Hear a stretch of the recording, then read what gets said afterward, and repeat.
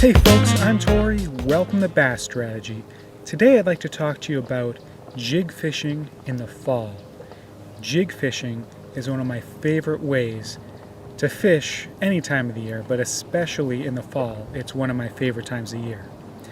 The reason for that is there's a few different things happening in the fall. So the first thing is, as that water is getting cold, those crayfish are going to have to move out to deeper water. They're going to migrate out. So any crawfish that are up there or along the shoreline, those bass are going to be up there looking for them as they try to make that migration out to deep water. Also, in many lakes and ponds, there might be a drawdown that happens in the lake, or just naturally over the course of the summertime, that water level will have dropped just because of the dry summer conditions. And because of that, any of those crawfish that were right up against the shore in those rocks, those rocky shoreline edges, are going to be forced to come on out and retreat to deeper water. So those two factors are drawing a strong bite for jigs, because a lot of times we're using our jigs to mimic crayfish.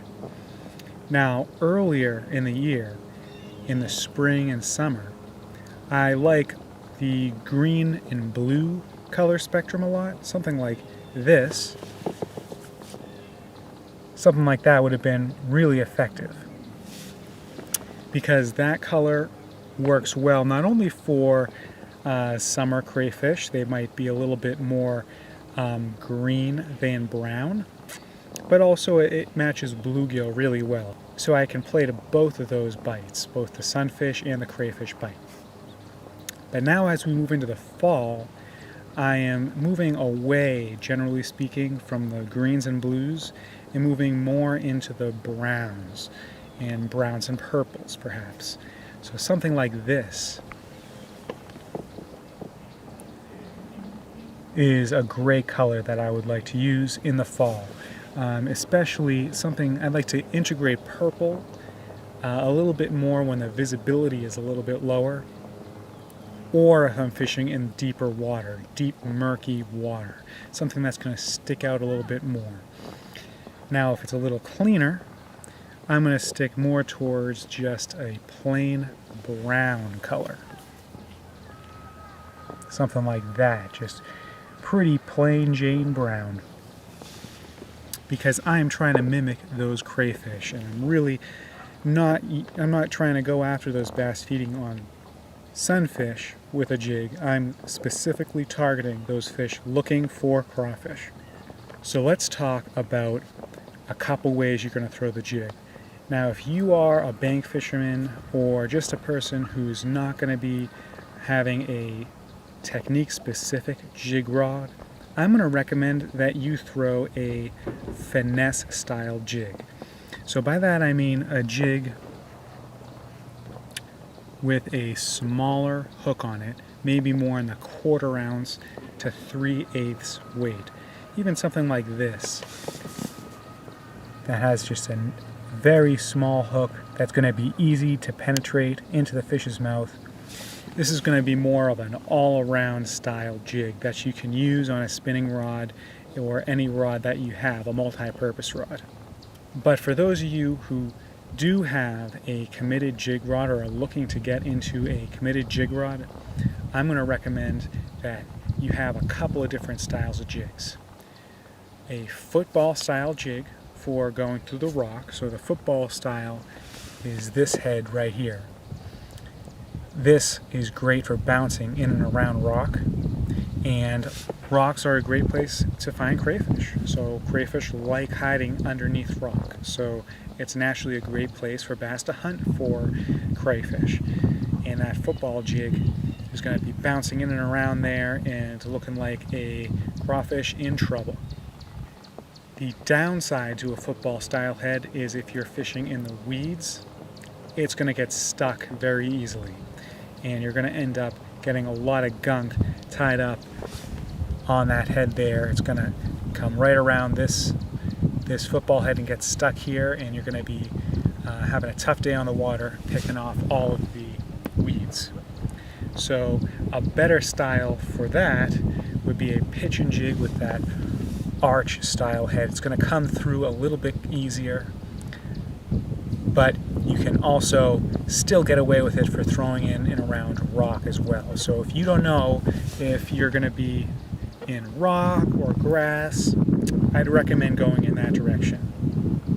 But if you're going to, you're going to be going out specifically targeting rock, you definitely want to have a football style jig in your box. So let's talk trailers. My favorite trailers to use are chunk trailers. I like specifically Paca chunks and Rage chunk trailers. So most of what I'm going to show you are going to be those. So again, I've moved away from my greens and blues, and I'm usually looking to match with brown. So there's a Paca, NetBait Paca chunk in just plain brown. And a lot of times I'm matching my jig trailer to my jig. So something like this, if I got a jig like this that has that purple inside, brown and purple, I might pair that with a purple trailer. Again, that's a NetBait Paca chunk.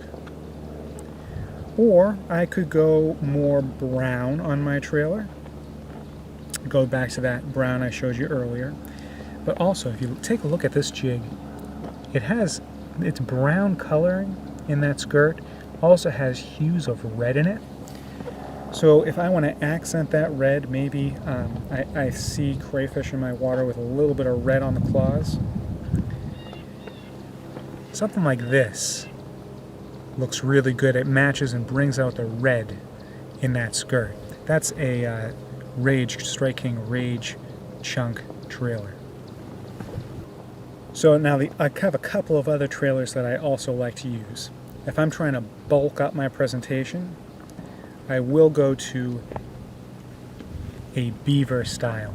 This is the Missile Baits D-Bomb trailer, and it's actually just a beaver bait that I'm using as a trailer. I got it in the full size, and I really like the ribbed body there. It helps add a little bit of a bubble trail, and that's just a little bit more of an action that might separate me from the other jigs out on the lake.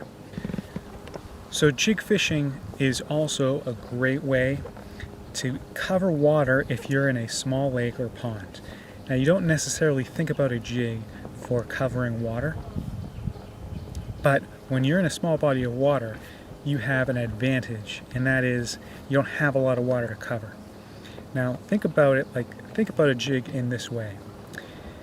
Other bottom presentations that you use, worms, stick baits, something like that, have a small window of where you're throwing them, that you're going to be using them. So you throw out, say, a Senko, right? And that's more of a drop bait. So you cast it out to where you're going to be fishing, and it's going to drop.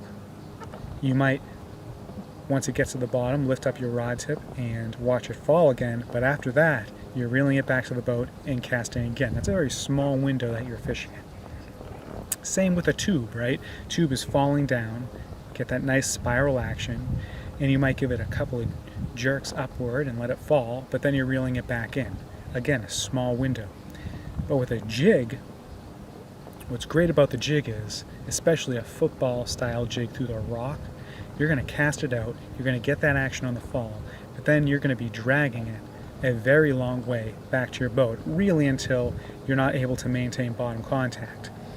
So because of that, you can cover a lot more water because that window that you're fishing in is a lot bigger with the jig. So think about that. When you're going out onto your lake or pond, if there's a lot of rock or a lot of area that you're not familiar with, consider throwing the jig and covering water a lot faster.